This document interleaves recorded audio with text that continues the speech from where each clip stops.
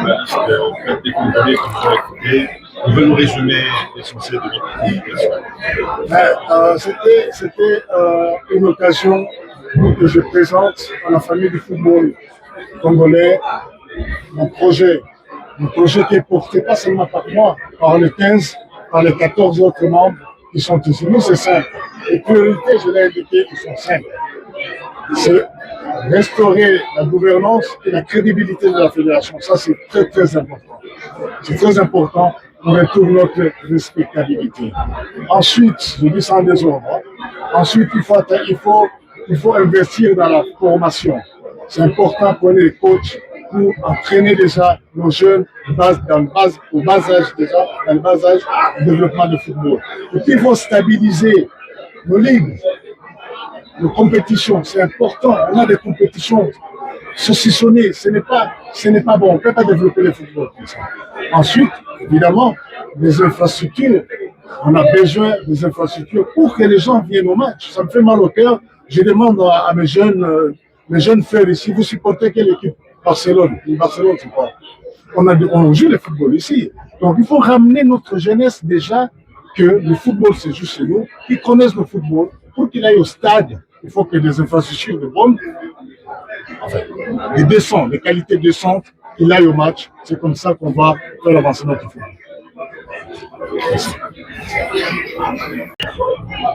Bon, disons que son programme est très structuré, il est ambitieux, et on sent quand même qu'ils ont travaillé. C'est vrai, c'est un expert dans la confection, l'élaboration, la planification des programmes déjà au niveau de l'UEFA, au niveau de la FIFA, on le ressent. Et on a même reçu les brochures qui l'expliquent. Maintenant, ce qui reste, c'est la matérialisation. C'est la matérialisation, travailler sur 4 ans, travailler sur un budget de 25 600 000 dollars américains. La mobilisation, ou toute l'idée de le faire est une chose, mais la mobilisation en est une autre. Et aussi, il y a certaines réalités sur le football congolais qui devraient être prises en compte pour espérer que ce projet puisse réussir. Donc nous, en tant que club, ce qui nous importera, c'est que cette fédération puisse travailler de manière à ce que les clubs qui sont les faiseurs du spectacle soient les plus associés au niveau des décisions. Mais quand on suit quand même la composition de ce comité, on trouve quand même qu'il y a un certain équilibre entre l'expérience de certains dirigeants tels que Lolo, le sens managérial d'autres comme Abdou Diaby. On sent aussi la technicité des Véran, ou tout simplement aussi la participation de certains acteurs comme Dieudonné Kishiko. Je pense que si seulement il y a une concertation entre les décideurs et les faiseurs du spectacle réel, il y aura des solutions. Mais je pense qu'il faut être plus dans le réalisme, le pragmatisme, et je pense que ça peut aller. Merci. Bonjour Président. Bonjour Madame. On vient d'assister au point de presse de Véran Moseko, comme avant les élections. Alors, vous étiez présent dans la salle. Comment trouvez-vous son projet? Écoute, il faut se dire que c'est le seul qui vient de nous présenter un projet, qui est un projet très ambitieux pour le développement du football congolais. Et aujourd'hui, je vous dis, si réellement ce projet serait mis en application, pas pendant une année, pendant les 4 ans, on va remonter le niveau de notre football congolais. Et c'est ça peut-être qui nous a manqué. Aujourd'hui, on vient de trouver quand même une personne qui nous met tout pour que le football congolais puisse aller de l'avant. Pensez-vous que ce projet peut apporter vraiment un changement? Parce qu'on sait très bien qu'il y a un problème d'applicabilité. Pensez-vous que ce projet sera vraiment bénéfique pour le football congolais? Les vrais problèmes congolais, ce sont des hommes. Si nous avons des hommes capables à pouvoir mettre un projet en place et que ça soit appliqué, on aura des résultats. Donc aujourd'hui, je me dis, c'est un projet très ambitieux. Ce sont des personnes qui viennent d'arriver et qui seront capables de l'appliquer. Et je crois que c'est à la fin que nous pourrons les juger sur les projets qu'ils ont mis. Mais pour le moment, ça flattait tout le monde, que ce soit vous les journalistes, que ce soit nous les présidents des clubs, que ce soit tous les Congolais se disent qu'au moins quand même on aura quelqu'un qui viendra pour relever le niveau du football congolais. On dirait que c'est un pari gagné déjà pour vous. Oui. Pourquoi je l'ai dit? Peut-être non, mais je l'ai dit oui, c'est parce que dans son projet, les présidents d'équipe ont souffert. Moi, je dis ça fait plus ou moins 22 ans que je suis dans le foot. Je n'ai jamais eu l'accompagnement de l'État congolais, moins encore de la fédération, moins encore de la FIFA. Mais si aujourd'hui, une personne arrive pour dire que voilà, il y aura quand même quelque chose qui va arriver, pour nous, c'est une bonne chose. Merci. Tu as laissé tes micros? D'accord.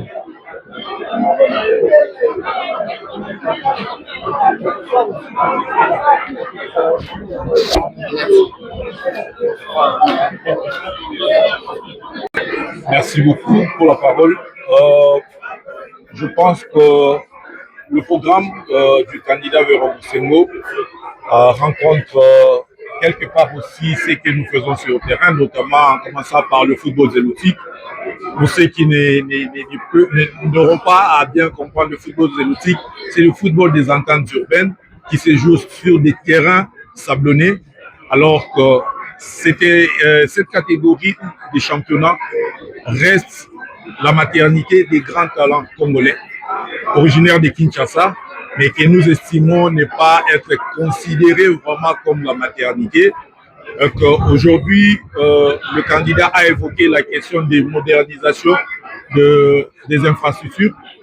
Nous aimerions qu'il puisse avoir vraiment l'œil sur la maternité du football, pas seulement de Kinshasa, mais du Congo, mais parce que nous parlons de Kinshasa ici pour le football des ententes urbaines qui se joue sur des terrains très difficilement praticables, mais que chaque année ne cesse de sortir des grands talents pour le football congolais. Alors, c'est comme je l'ai dit, il a parlé de l'amélioration des infrastructures.